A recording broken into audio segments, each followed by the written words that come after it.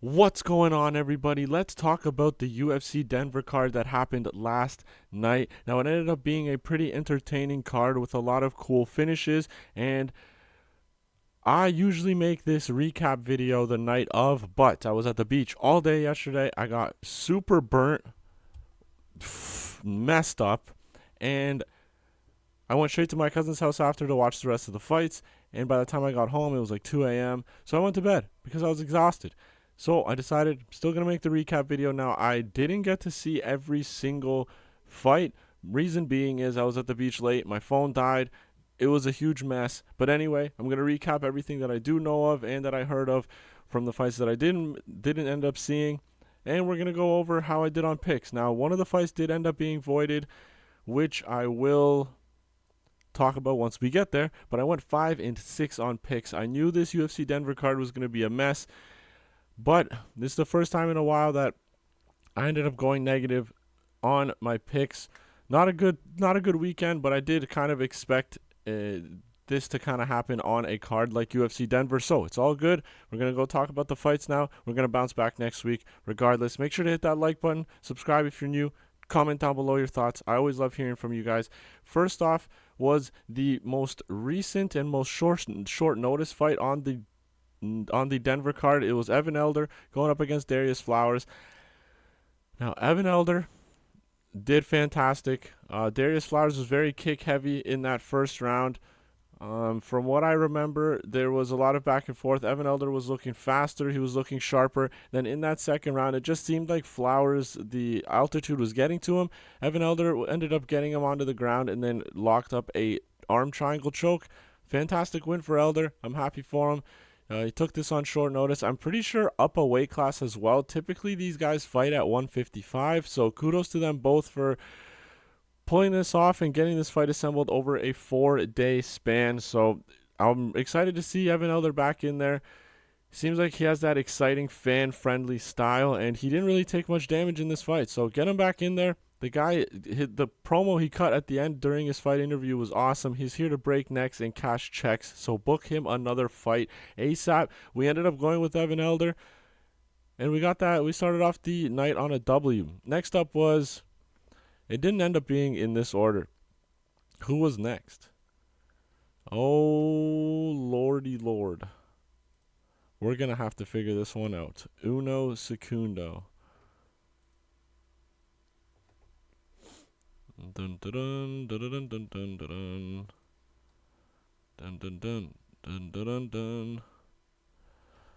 Next up ended up being Josh Fremd and Andre Petroski. So this fight, absolutely awful. Probably the worst one on the entire card. Maybe I'm confused with other fights, but this was awful. I had Josh Fremd in this fight, and when I broke this down, I said you can't trust either of these guys.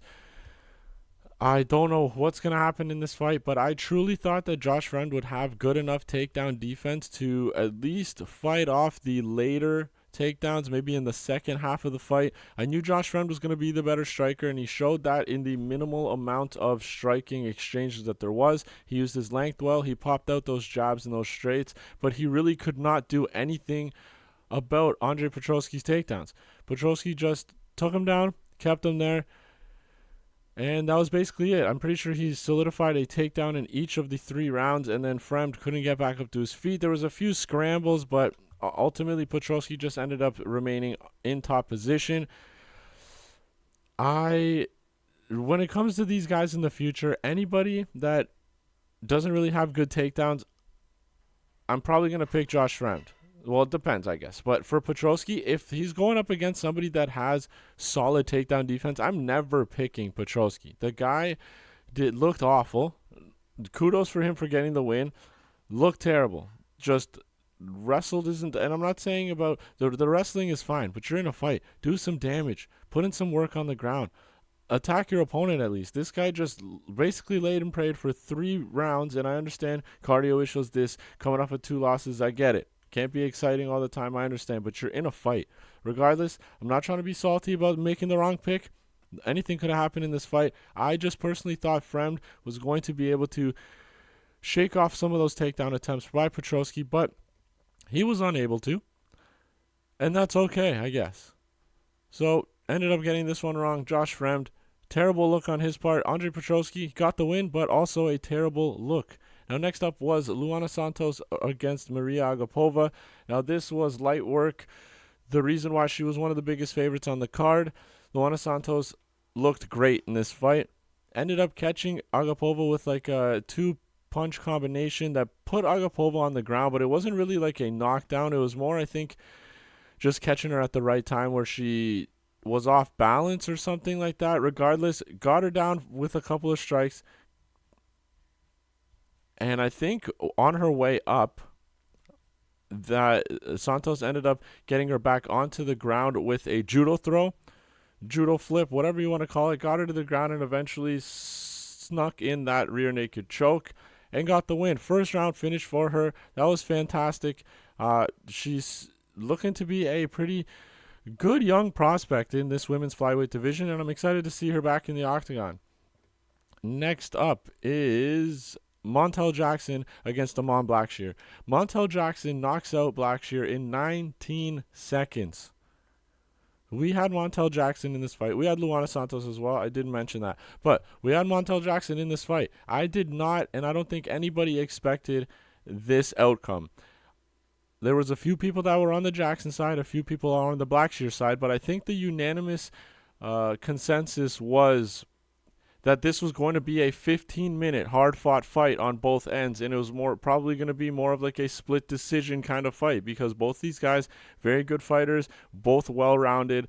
I favored Jackson because I thought the striking was going to be the difference, and in terms of the wrestling, I think they were both competent enough to give each other some issues in that department. But I picked Jackson because I thought he was going to be the better, cleaner, faster striker. And 19 seconds is all we needed to show that that was a correct assumption. The guy came in, and I guess Blackshear, I don't know if he went up to like, because he thought that Jackson was gonna throw a kick. Maybe he was like checking the kick. It didn't really look like it was an attack with his leg. It looked more like he was lifting up his knee to check it. To check a kick or maybe throw a teep, but honestly, it didn't really look like that. Either way, the timing on Jackson's straight was absolutely beautiful. Blackshear lifts his leg. Montel Jackson comes straight down the pipe and lands right there and just knocks Blackshear out cold. Fantastic win for Montel Jackson. I don't think anybody expected him to get Blackshear out of there in 19 seconds, but he did it, and it was an incredible thing. It was incredible to watch. Great win for Montel Jackson. Blackshear, I'm sure, will bounce back. He's still only 29 years old, so I'll be excited to see both these guys back in the octagon. Great win for Montel Jackson. Next up, Jasudavicius going up against Fatima Kline. Now, this fight was pretty fun. Typically, we don't really have like exciting women's fights, but this was an exciting matchup. There was a lot of strikes getting thrown, big shots landing on both sides, and the grappling and wrestling exchanges were good too. But it seemed like Jasudavicius was just the more she was just more dominant in that department, and a lot of people, when they were a few of the people picked Fatima Kline in this, and I don't blame them because she does have a solid skill set. She's young. She has potential to do well, and her grappling and wrestling seem to be really good. I picked Jasmine in this fight solely off the fact that I think there was a lot of things stacked against Fatima in this fight. Short notice in Denver, UFC debut, and going up against the 15th ranked woman in this division, it's not an easy task for anybody, even in the UFC, never mind a newcomer on short notice and all that stuff. So I thought that it was too big of a step up for her. Jasmine has that pressure style, and she can like start to overwhelm and kind of control her opponents in that sense. And even though Fatima did have her moments in this fight, I think it was a clear unanimous decision for Jasmine. We ended up getting that one correct as well. And it was like a lose-lose situation for Jasmine because, yes, she ended up winning, but she beat a UFC debuter. And if she ended up losing, she would have lost her ranking. So good for her for sticking to her guns, getting that win. Fatima Kline is going to find success in the UFC. Once she gets now she got her feet wet, she's got over that UFC debut. She's gonna next fight. She should have a full camp. I think she has the skills to do well in this division specifically. Actually, I think she's going down to strawweight. So she was going up against a bigger opponent as well, which played against her. But I think she is going to do well in the UFC. I'm excited to see how she does on a full camp, and now that she doesn't have to worry about those UFC debut jitters. Now, next up, we had Charles Johnson going up against Joshua Van. Now, I picked Joshua Van in this fight because I thought that he would have the more impactful moments. And even though it did start to seem like that, this is where my phone ended up dying. So Charles Johnson looked good in that first round. High volume, was landing good kicks up the middle, and he seemed to get that first round under his belt. I think that Charles Johnson won that first round. Joshua Van, as we know, starts off very slow in his fights, and he did that again in this fight. Hopefully that's something he can change. He's only 22 years old, so I expect him to just continue evolving.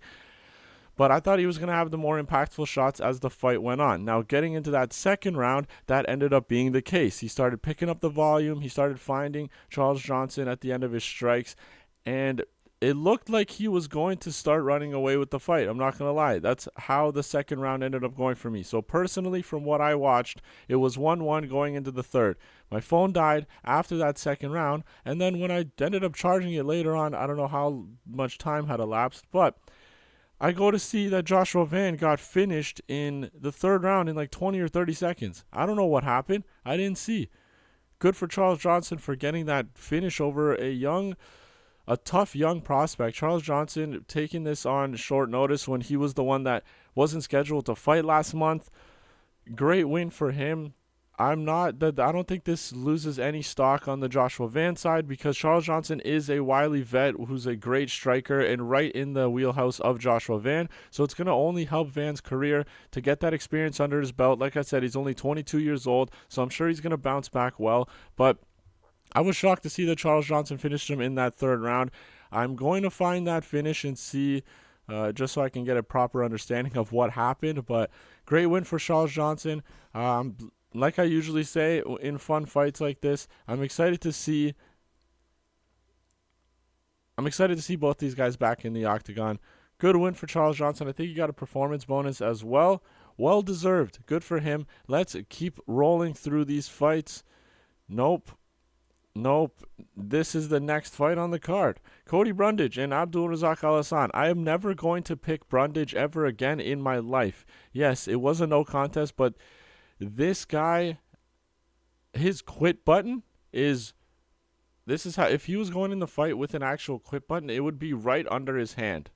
Because this guy, the first moment he gets in a fight to quit, whether it's him losing, whether it's going to be a no contest situation, he takes it and he runs with it. This is another fight that I didn't end up watching, but 37 seconds. I asked my cousin what happened. So basically, Cody Brundage just looks super soft. He got elbowed in the back of the head or something again, and the rest is history. This guy played it off. He can't fight anymore. Accidental blow to the back of the head. No contest. Soft, super soft. I don't know why he's a fighter. It seems like he doesn't even want to fight. That's basically it. Never picking that guy ever again. Awful. Let's just continue. Let's move on. Julian Erosa going up against Christian Rodriguez. In this fight, I picked Christian Rodriguez reluctantly. Maybe I didn't say that in my video, but originally when I saw this fight, I picked Erosa. But as most of us usually do, we have an initial thought and then we look into it and we're like, why did I think that? It's clear that Christian Rodriguez is going to get the win. And Julian Erosa pulls it off by guillotine choke in the first round. So I didn't get to see this full fight, but from what I heard, Julian Erosa was eating bombs from Christian Rodriguez, which is super surprising because Julian Erosa has been knocked out 7 times in his career. I didn't think his chin was going to hold up, but it did just that. And then he ended up sneaking in that guillotine choke against C-Rod. Incredible. I did not expect that whatsoever. I'm going to stop convincing myself of the other side if I have a thought about the one side. Regardless, we picked Christian Rodriguez at the end of it. We got that one wrong as well. and we got a lot of them wrong to lead up to the main event. So let's keep it rolling. Gabriel Bonfim Angelosa was the next fight, and this is one that I was happy to see. I picked Angelosa because I could not trust Gabriel Bonfim after the performance he had against Nicholas Dalby. But one thing I will say is I was happily surprised that he came in at elevation and went the distance to beat Angelosa by decision. That is fantastic to see for somebody like Bonfim, who is known to get that first round finish. He's only 26, so if he can continue this advancement in his cardio, because we all know that he's lethal, he's deadly, he has the skills to finish any opponent. If he can continue improving his cardio, he is going to be a real problem at 170. And I couldn't pick him in this specific matchup because, yes, he is the more dangerous fighter. But seeing him gas against Dalby like that and going into elevation, I just didn't trust that he had made the improvements necessary to get it done. But he proved me wrong, and I'm happy to see it because now I can trust Gabriel Bonfim more as we move forward. So great win for him. It was like a 15-minute domination. There was some moments for Angelosa in terms of like takedowns and stuff like that, but Bonfim was doing a lot of work in the clinch, knees up the middle, and he just outworked Angelosa in this fight. Fantastic to see. I'm happy that the young prospect figured it out with his cardio.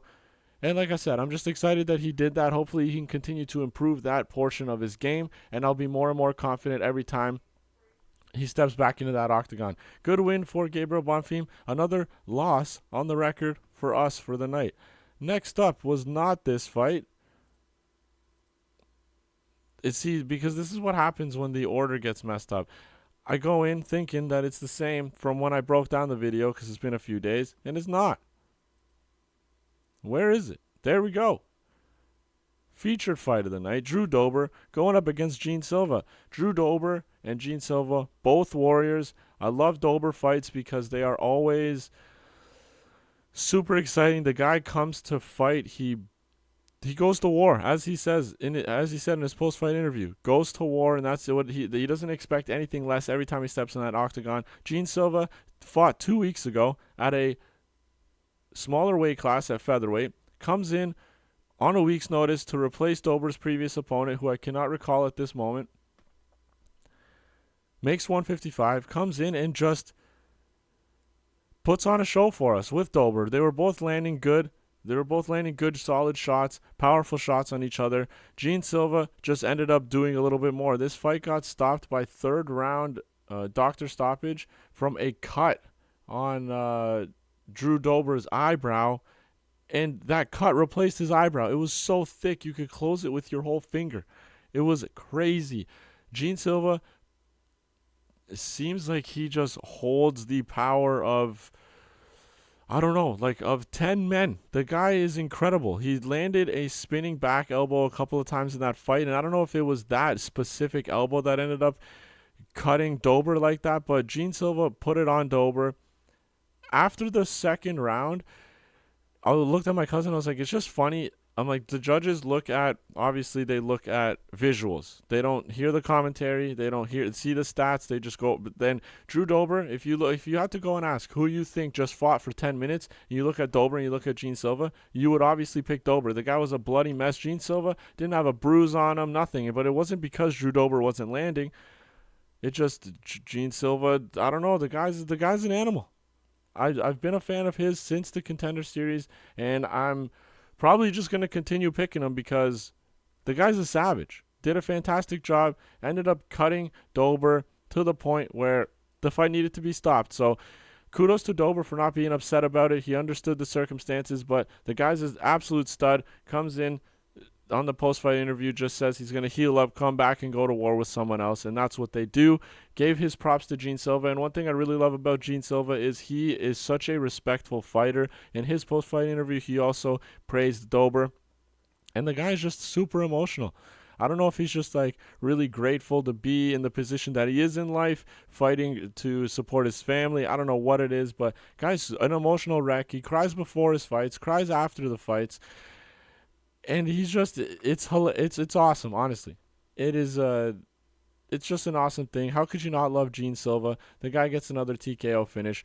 Let's move on to the co-main event. Santiago Ponzinibbio up against Muslim Salikhov. Now, I picked Ponzinibbio, but I had rounds 1 and 3 for Santiago. I don't think Muslim won. If you're going to give him, you obviously have to give him that second round because it seemed like he hurt Santiago, but I can't blame the judges for picking Muslim Salikhov. I'm going to blame the fighter that I picked because you have to know that it's at least like if I'm Santiago, I'm thinking round 1 really close. Round 2 definitely didn't win it, so I should probably come forward and maybe not cruise the third round because I don't know what the judges saw.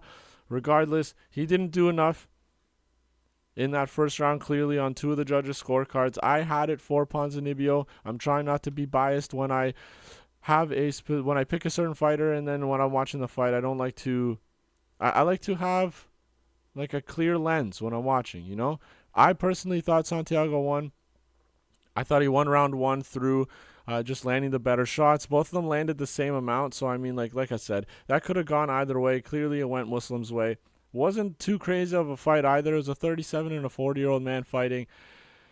But kudos to Salikhov for getting it done. The guy typically has cardio problems in his fights, and it seemed like he was still able to move forward. Actually, third round was not a good look for Salikhov. So I don't know what these guys are planning on doing. Regardless, I was disappointed that Ponzinibbio didn't come into that third round with more intensity, with more urgency, to realize that the fight was super close and that he probably should just focus on maybe getting Salikhov out there or making some big moments like hurting Salikhov, trying to get him out of there. Regardless, I can't get upset about or with anybody other than Ponzinibbio for not getting it done. So let's move on to the main event. What an absolute disaster on my part. I picked Tracy Cortez. I was going to switch to Namajunas a couple of days before. And it's just funny because the fights that I should have switched, I didn't switch. And the fights that I shouldn't have switched, I did switch. It's the name of the game. This is what happens. I picked Tracy Cortez. I thought she was going to be able to wrestle. I thought she would be able to at least have some moments where she wrestled and controlled Namajunas on the ground, maybe did some good ground and pound work, and maybe solidify some of those rounds that way. But it didn't even seem like that was her game plan going in. Early on, you can tell the speed discrepancy between these two ladies. Namajunas looked clean, she looked sharp, she looked fast on the feet, and she even dropped Cortez in that first round. And I thought Cortez would be more in on the wrestling. I know it's not as easy as go take her down, I get it. But close the distance, clinch up, do some sweeps, try to do it that way. She barely shot takedowns. Maybe she shot like 2 or 3, and that's how she wins fights. I don't understand the game planning. I don't understand her coaches. Rose Namajunas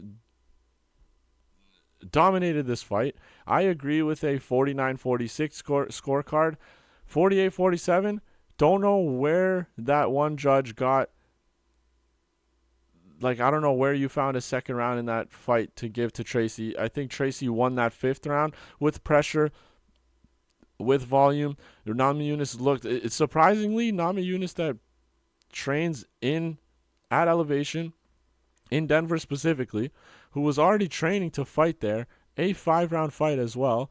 She seemed like she was the one that slowed down. Tracy Cortez came in after 20 minutes and just put the pressure on Namajunas, was throwing hard, landing well, and Namajunas was kind of like backtracking, trying to get away from her in that 5th round. So it was good to see that Cortez has the cardio to get it done. This was her first main event. She was supposed to fight next week against Miranda Maverick, a 3-round fight in Vegas. So it was cool to see her keep up that cardio, and that was probably the only positive for Tracy Cortez out of this fight. I expected I understand there's levels to this. Namajunas, a former champion, has beaten 3 or 4 former champions in her career as well. I understood that she would probably have areas where she is better than Cortez. I just genuinely thought that Cortez would try to wrestle more, considering that's how she wins her fights. But it seemed like she was content with getting punched in the face for 20 minutes before. I don't know what to say. I should have just went with Namajunas. Shoulda, coulda, woulda. Doesn't matter. Hindsight is 2020. We ended up doing awful on this card in terms of predictions. I knew it was gonna be a mess. UFC altitude fights usually, or altitude cards usually are. Regardless, I'm gonna get back in the lab. I'm gonna bounce back. I'm gonna try to fix my mistakes, see where I went wrong this week, and just try to correct it for the future. So let's recap everything that happened. We got Elvin Elder. We had Jasudavicius. I know that's not the order, but that's okay. Montel Jackson. We had Joshua Van here, got that one wrong. Josh Fremd, terrible. Andre Petroski, terrible. Did not get that one right either. Luana Santos, got that one. Gene Silva. And I think that was it. That was the 5. Because we didn't get C-Rod. Should have stayed with the Erosa there. No contest. I couldn't trust Bonfim. Now I can. And I'm happy that I saw that part of him. Ponzinibbio did not do enough to get it done. I'm not going to be upset at the judges. I'm upset at Ponzinibbio for not realizing that this fight is super close and that he should maybe step it up and maybe get a finish. Regardless, didn't get that one right. And then Tracy Cortez laid an egg. I don't blame her, though. I'm excited to see her get back in the octagon and just, like, improve. To be honest, she better do it quick, though, because I didn't realize that she is also 30. Namajunas 32. So Cortez, if she wants to get to that belt eventually, she's got some work to do. Regardless, thank you guys so much for watching another recap video. In the next couple of days, I'll be dropping the breakdown for UFC Vegas 94, I believe it is. What a wonderful card that's going to be. Regardless, thank you guys once again. Make sure to hit that like button, subscribe if you're new, and comment your thoughts below. I will see you guys in the next video.